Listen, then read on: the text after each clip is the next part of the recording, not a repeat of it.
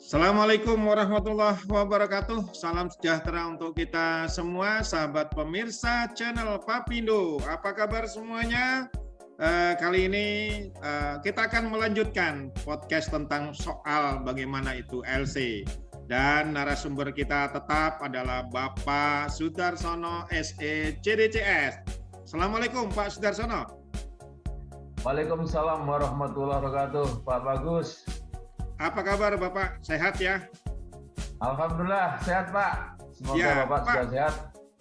Ya, Pak, ini kita meneruskan podcast yang kemarin gitu ya Pak ya. Nah, boleh dong Pak tampilin lagi screen yang bisa kita coba ulas-ulas lagi karena video yang kemarin itu belum tuntas ini Pak.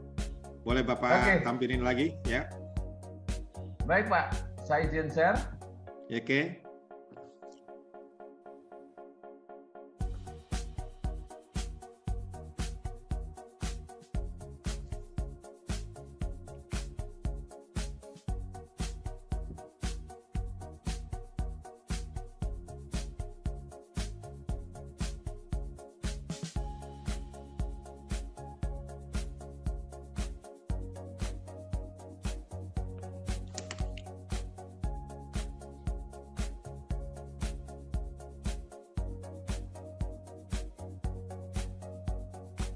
Oke, full screen Pak, boleh? Full screen. Masih proses. Nah. Oke, siap. Baik pemirsa, ini ada tampilan baru nih. Soal tentang LC. Kemarin itu bagian pertama, ini adalah bagian yang kedua. Ketika kemarin itu Pak Sudarsono, kita sampai kepada persoalan ada supervisor yang diminta oleh eksportir maupun importir, dan ketika barang sudah datang dan LC itu bisa dicairkan. Namun mungkin takutnya ada yang salah, ada proses-proses apa yang mungkin tertinggal dari penjelasan kemarin Pak? Silakan Pak Sudarsono. Ya, baik Pak Bagus. Jadi akan kami lanjutkan ya, yang terkait dengan proses yang kemarin itu. Pada dasarnya yang kemarin itu sudah sampai pada penerusan LC, kemudian pengiriman barang ya. Nah, yang proses yang kelima setelah katakan LC diterima tadi, maka eksportir mengirimkan barang melalui maskapai pelayaran. Selanjutnya eksportir ini menyiapkan dokumen-dokumennya. Seperti kemarin itu bahwa transport dokumen akan diperoleh dari maskapai pelayaran, sedangkan dokumen-dokumen yang lainnya nanti akan diurus oleh si eksportir, seperti draft, kemudian invoice, kemudian packing list, ya, kemudian certificate of origin, atau mungkin precipient inspection certificate atau inspection certificate-nya. Nah, itu semuanya akan dikumpulkan atau dikolek oleh si eksportir, yang selanjutnya nanti eksportir itu akan menyerahkan dokumen kepada banknya. Nah, banknya si eksportir yang bersedia menegosiasi atau bersedia bertindak sebagai nominasi atau kuasa dari Bank Indonesia Bank untuk menegosiasi, maka mereka akan terima dokumen dari si eksportir yang tentunya itu disertai dengan surat pengantar dokumen dari eksportir, ya, atau yang sering disebut sebagai aplikasi vessel dokumenter. Aplikasi vessel dokumenter itu menjelaskan mengenai penyerahan dokumen, jenis dokumennya apa saja, jumlah dokumennya apa, kemudian permintaan dari si eksportir, apakah mereka itu memerlukan pembiayaan dari bank, entah itu dinegosiasi ataupun didiskonto, tergantung daripada persyaratan LC-nya. atau sekedar minta dokumen ditagihkan pada issuing bank dan menyebutkan juga rekening daripada si eksportir di dalam surat pengantar tadi, ya. Nah, nanti oleh negotiating bank setelah terima dokumen, mereka akan memeriksa dokumennya. Kalau mereka itu bertindak sebagai nominate bank, mereka punya waktu 5 hari kerja juga untuk melakukan pemeriksaan dokumen. Sehingga dari hasil pemeriksaan itu, dokumen akan diketahui apakah dokumen itu diskrepensis atau penyimpangan, atau dokumen itu comply atau sesuai dengan persyaratan. Begitu, Pak. Ya, berarti dari keseluruhan proses ini seperti itu ya, Pak ya. Artinya authentic LC memang seperti ini kan gitu kan ya. Tetapi ada istilah LC bodong. Itu bagannya kira-kira sama nggak itu, Pak? Seperti ini apa beda? Ya, banyak yang sebenarnya alur-alur yang LC bodong yang seharusnya kita memang harus lebih berhati-hati dalam hal menangani semacam itu. Karena apa? LC bodong dalam praktek itu juga banyak. Berupa utama bahwa nilai LC itu biasanya cukup besar, ya, cukup besar, dan ada beberapa ciri sebenarnya yang bisa dilakukan mitigasi, ya. Nah, ada bagannya nggak, Pak? Kira-kira LC bodong itu seperti apa? Atau langkah-langkah yang kira-kira tidak seperti SOP-nya, seperti apa? Boleh digambarkan? Baik, Pak. Ini berikutnya ada proses LC yang fake ya, yang fake ya. Nah, ini yang fake, Pak, yang LC bodong, ya. Nah, lazimnya di situ tuh antara eksportir sama importir itu dia punya nama perusahaan pada dasarnya, tetapi di dalamnya itu sendiri sebenarnya ada mafianya, ya, baik si importir atau si eksportir. Nah, artinya bisa nggak saya simpulkan bahwa importir dan eksportirnya itu memang saling mengenal tetapi bermufakat untuk sebuah kejahatan? Bisa semacam itu, ya. Nah, ini kalau misalnya memang dia bahwa fake-nya itu sudah didasari dari awal dari etikat yang tidak baik antara importir sama eksportir, yang pada dasarnya mereka ingin memperoleh keuntungan yang tidak benar. Seperti itu, Pak. Ya. Nah, terus biasanya gimana cara kerjanya mereka? Ya, mereka seakan-akan membuat kontrak dagang seperti biasa. Ya, kontrak dagang dibuat. Kontrak dagang palsu ya berarti ya? Palsu sebenarnya, karena sebenarnya sudah ada etiket nanti barangnya nggak dikirim dan sebagainya. Tetapi bagaimana si eksportir itu bisa mencairkan uangnya pada bank? Oleh karena itu, bank sebenarnya dituntut kehati-hatiannya, ya. Nah, prosesnya yang umum bisa semacam ini, ya. Tadi seakan-akan ada kontrak, kemudian di issuing bank pun juga sebenarnya ada mafianya juga. Oh, itu. Begitu ya. Ada mafianya. Ya. Ini contoh-contoh kasus banyak ya di Indonesia. Tapi ini nanti pemirsa akan kita bahas secara spesifik. Ya, kita membuat sebuah video tentang studi kasus beberapa nantinya. Silakan lanjutkan, Pak Sudarsono. Baik, Pak. Ya. Nah, kemudian si importir ini juga mengajukan seakan-akan benar aplikasi penerbitan LC-nya. Ya, seakan-akan benar menerbitkan aplikasi LC. Karena dia udah kong-kali-kong dengan pihak mafia bank, ya, maka aplikasi LC ini akan diserahkan pada oknum atau mafia bank tadi. Padahal ini Pak, kan importir itu juga harus menempatkan sejumlah dana di issuing bank itu. Itu gimana? Apa memang ditempatkan beneran atau gimana? Apa bekerja sama orang dalam?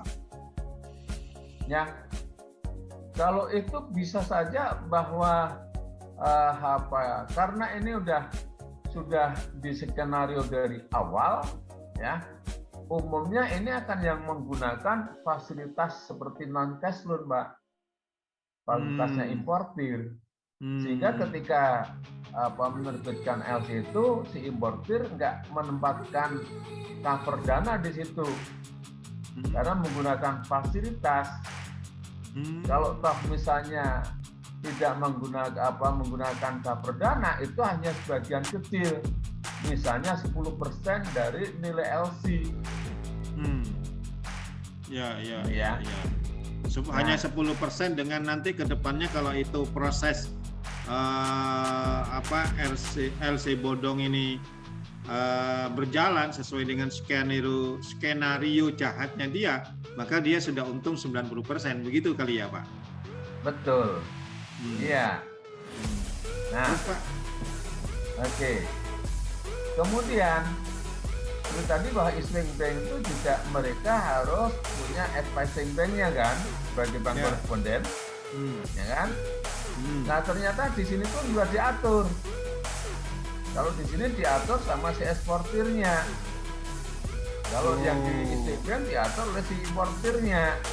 Padahal seperti tadi, antar importir sama eksportir udah kong-kali-kong terlebih dahulu. Nah, sehingga LC yang diterbitkan pun sebenarnya adalah LC fake juga. Gitu. Jadi kalau misalnya mereka terbitkan, dia bisa tidak menggunakan sistem, Pak. Kalau menggunakan sistem trade finance-nya, dia akan ketahuan. Ya kan? Karena bisa di-tracer, bisa di-track. Tetapi ketika mereka itu menerbitkan, bisa saja dalam bentuk mail LC atau dalam bentuk surat, ya, maka LC teruskan pada advising bank-nya. Nah, advising bank di mana di sana tuh juga ada mafia yang tadi yang udah dikong-kali-kong sama si eksportir. Dia ada informasi, nih, LC udah saya terbitkan ya, nomor LC sekian. Nanti tolong hubungin orang bank kalau terima LC nomor sekian untuk diteruskan. Itu. Bisa nggak Pak antara issuing bank sama advising bank itu istilahnya tidak saling mengenal? Apakah memang dalam rangka kemufakatan jahat tentang LC ini ada kesepakatan juga antara issuing bank sama advising bank? Kalau kesepakatan awalnya sebenarnya tidak ada, Pak. Bahkan di awalnya pun juga issuing bank itu nggak tahu juga, ya, mengenai banknya si eksportir, ya kan. Tapi ini kan udah ada informasi bahwa ketika LC diterbitkan itu udah dapat nomor LC, dapat kopi LC dan sebagainya kan.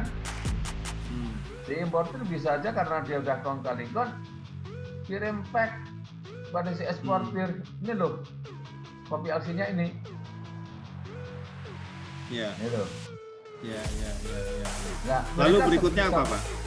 Ya, sebisa mungkin kan hubungin sama orang bank yang mau bekerja sama, gitu kan? Oke, kebetulan LC dikirim oleh advising bank. Oleh advising bank terhadap LC itu tidak dilakukan pemeriksaan terkait dengan autentikasinya, tidak dicek terkait dengan autentikasinya. Ya. Kalau toh misalnya di awalnya itu advising bank-nya itu bersih, dia seakan-akan tidak nampak ada mafia, itu pun bisa terjadi. Karena memang ada kelalaian daripada advising bank dalam hal meneruskan LC. Kelalaiannya adalah tidak mengecek autentikasi daripada LC-nya. Sehingga LC diteruskan pada si eksportir. Ketika eksportir sudah terima LC, maka eksportir itu dia nggak kirim barang, tetapi eksportir itu nanti akan kirim dokumennya. Nah, ini akan diakui saja oleh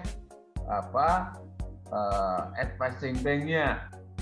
Ya, tapi kalau udah ada mafia diatur, ya tadi lebih memulus lagi Pak untuk diteruskan.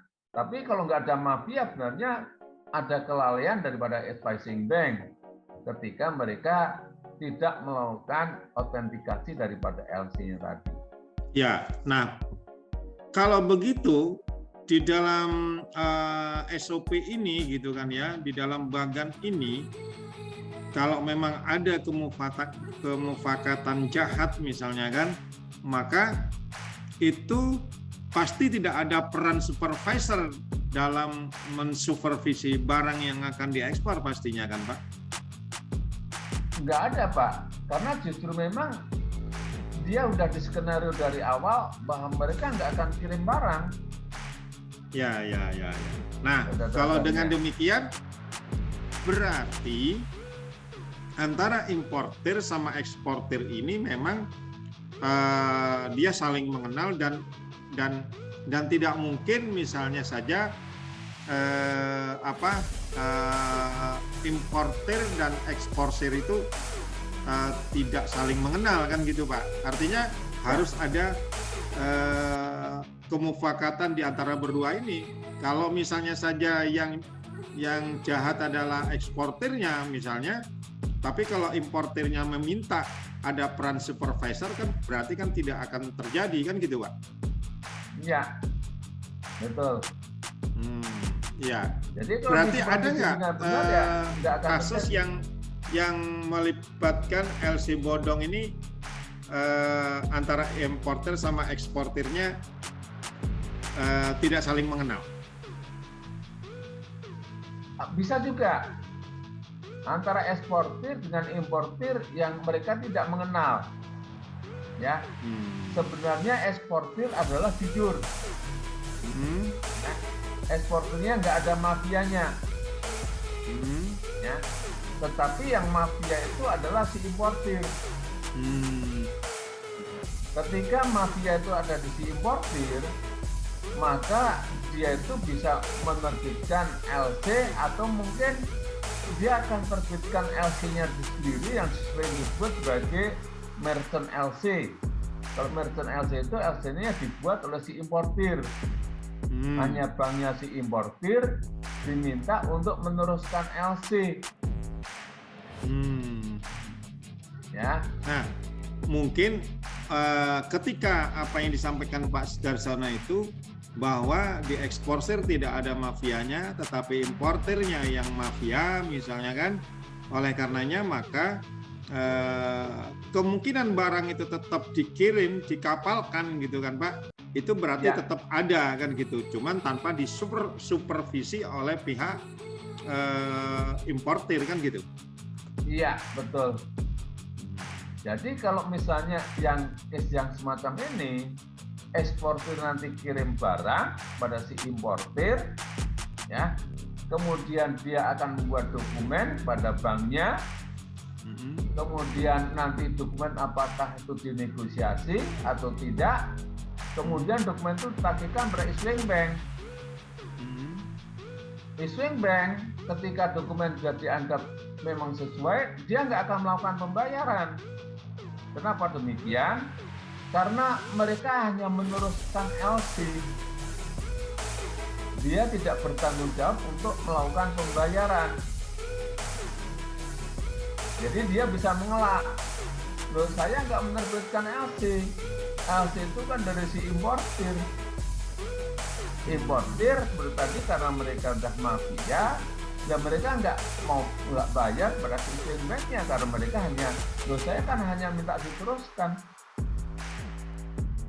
Barangnya jadi miliknya si importir, bank tidak melakukan pembayaran, importirnya bisa kabur. Tapi barang sudah nyampe gitu ya? Iya, dia dapat barangnya, tetapi uangnya nggak terbayar pada eksportirnya. Nah, kalau si banknya si eksportir sudah negosiasi, meskipun dia itu punya hak regress atau hak punya mendebet kembali uang yang telah dibayarkan pada eksportir, dan uangnya sudah digunakan oleh eksportir, bisa saja dia nggak bisa mengembalikan pada banknya si eksportir. Dalam kasus ini, Pak, daripada si banknya eksportir. Ya, dalam kasus ini berarti keuntungan daripada pihak importir itu sendiri adalah dia hanya menerima barang itu ya? Tanpa bayar. Betul. Tanpa bayar. Itu ya keuntungannya, iya. Pak? Oke. Iya. Nah, sekarang kalau saya balik, Pak. Kalau saya balik misalnya yang mafia itu adalah eksportir, importirnya benar misalnya. Pernah terjadi seperti itu? Bisa saja terjadi, Pak. Gimana kira-kira anunya, Pak? Hal yang perlu diwaspadai oleh kita semua ya, pelaku ekspor ini, pelaku ekspor impor. Ya, jadi seperti tadi bahwa importir adalah importir benar, ya, dia nggak ada mafia, LC yang diterbitkan juga benar, ya, di dalam banknya juga nggak ada mafia. Kemudian LC yang diterbitkan pada si advising bank itu juga benar, aplikasinya benar, LC yang diterbitkan benar, maka LC yang diterima oleh si eksportir adalah LC yang otentik juga. Oke, sampai di situ clear, Pak eksportir pada dasarnya dia sudah terima LC, tetapi ada mafia di dalamnya. Mafianya adalah eksportir punya niat yang tidak baik, dalam artian dia nggak mau kirim barang, tetapi mereka bikin dokumen fiktif. Dokumen ya, oke. Ya, dokumennya fiktif. LC ini biasanya nilainya cukup besar, Pak, yang LC yang demikian itu. Ya. Nah, kemudian yang dokumen fiktif itu diajukan pada banknya. Karena banknya itu melihat bahwa LC-nya adalah LC otentik, maka mereka menegosiasi. Ya, mereka negosiasi. Mereka bisa talangin dulu. Ya. Nah, di situ ada dasarnya bagi bank bahwa bank itu kan tidak ngecek terhadap kebenaran pengiriman barang. Dia hanya mengecek dokumentasi yang dipresentasikan pada dasarnya. Ya, tidak harus bahwa di advising bank ini ada mafianya kan? Iya, betul. Sehingga ketika ditagihkan ke issuing bank, ya, apalagi kalau misalnya itu LC-nya berjangka. Maksudnya berjangka, Pak? LC-nya Houston, Pak, atau berjangka. Misalnya pembayarannya akan dilakukan 180 hari atau mungkin 90 hari setelah tanggal pengapalan misalnya saja. Nah, ini kan bagi eksportir lebih punya keleluasaan pada dasarnya. Oh, di mana letak keleluasannya? Keleluasaannya adalah mereka bisa presentasi dokumen itu nanti minta didiskonto, kemudian ketika didiskonto, nanti kan dokumen ditagihkan pada issuing bank. Nah, ketika barang dikirim itu pada dasarnya kan mereka punya asumsi barang baru akan sampai kurang lebih misalnya 1 bulan yang akan datang, ya kan? Nah, importir pun juga akan melakukan bayaran nanti pada saat jatuh tempo kan. Ya. Lah ternyata importir nggak terima barang. Ya. Oke. Importir nggak terima barang. Karena nggak terima barang, maka mereka akan menolak pada issuing bank untuk melakukan reimbursement, untuk mengganti pembayaran atau untuk melakukan pembayaran pada saat jatuh tempo. Oke. Dasarnya apa? Saya nggak terima barangnya. Ya. Maka issuing bank pun juga bisa menginformasikan bahwa barangnya itu nggak diterima sampai sekarang. Issuing bank menolak atau menunda untuk melakukan pembayaran. Karena dia itu menolakkan bayaran karena belum diterima pembayaran, maka si banknya si eksportir pada dasarnya mereka punya hak untuk menagih pada si eksportirnya, menagih kembali. Tetapi seperti tadi bahwa eksportir tadi nggak kirim barang, berarti mereka itu akan mendapatkan keuangan yang tidak legal sebenarnya dari bank. Nah, dalam kasus ini yang rugi siapa, Pak? Yang rugi ketika si banknya si eksportir atau negotiating bank itu tidak berhasil mendebet kembali uangnya eksportir, maka itu merupakan credit risk bagi si negotiating bank pada si eksportir. Ya, berarti yang rugi adalah pihak advising bank ya, yang sudah mengeluarkan atau mencairkan sejumlah dana kepada eksportir, kan begitu? Betul. Nah, lebih rumit lagi ketika di dalam banknya si eksportir itu ada mafia. Ada mafianya seperti tadi bahwa bisa saja ketika menyerahkan dokumen, ya, kemudian mereka minta untuk segera didiskonto dan sebagainya. Mereka karena ada mafia, mereka udah ngasih uang pada si mafia itu yang di dalamnya, ya kan? Jadi lebih lancar lagi untuk pembayarannya. Bisa jadi semacam itu. Dan dia ketika terjadi dispute atau karena dia udah fraud, ya fraud terhadap pengiriman barang, maka si eksportir kena, tetapi pegawai bank yang melakukan itu juga kena. Ya kan? Mereka kena sanksi hukum kedua-duanya. Oke. Nah, umumnya karena uang yang diperoleh si eksportir tadi sebenarnya uang ilegal, kemudian mereka akan berusaha untuk mencuci uang. Dia bisa beli macam-macam properti, ya kan, untuk beli saham, untuk beli macam-macam dah di situ. Sehingga nampaknya mereka punya aset yang clean. Oke, baik. Pak, terakhir nih, dalam contoh kasus bank fiktif atau bukan bank fiktif, LC fiktif ya, atau LC bodong nih. Tentu di sini ada peran Bank Indonesia, Pak. Gitu kan? Dalam rangka untuk mengawasin LC ini, baik secara langsung maupun tidak langsung. Kira-kira apa perannya, Mbak? Untuk meminimalkan terjadinya LC bodong ini.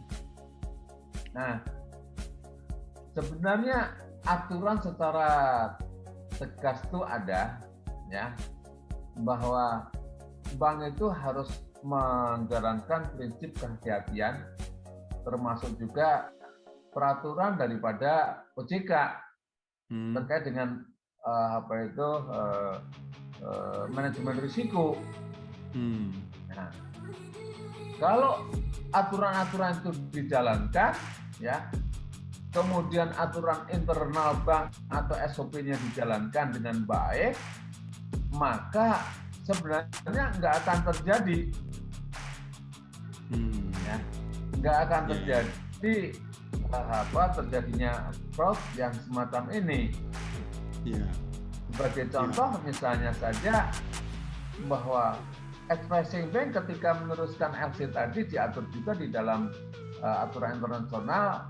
Expressing Bank itu harus menentukan apakah dokumen itu, LC itu otentik atau tidak. Jika dalam hal ada keraguan-keraguan daripada si Expressing Bank-nya, mereka boleh menanyakan pada Expressing Bank-nya, benar nggak Anda menerbitkan LC nomor sekian, jumlahnya sekian untuk keuntungan seperti ini?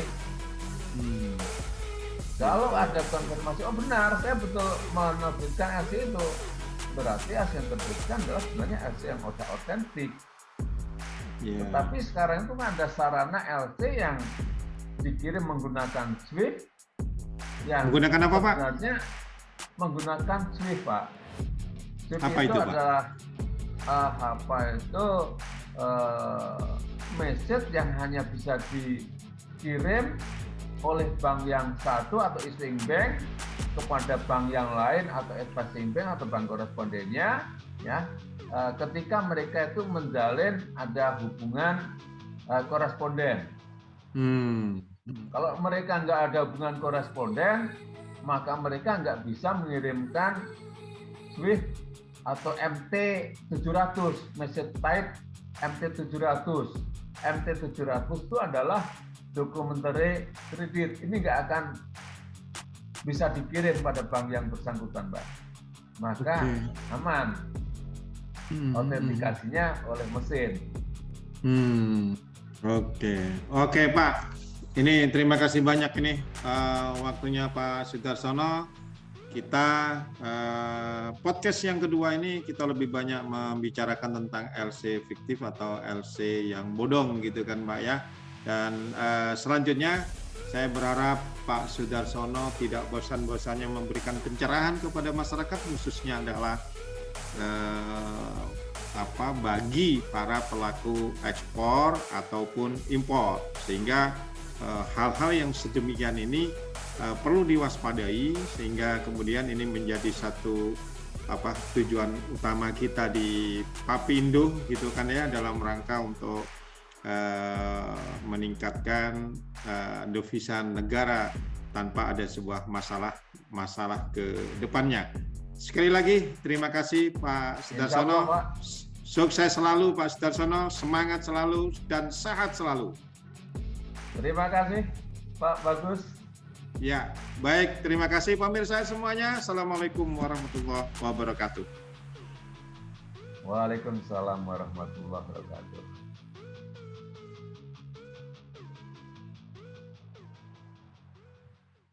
Tonton terus channel Papindo. Jangan lupa subscribe, like, comment, and share.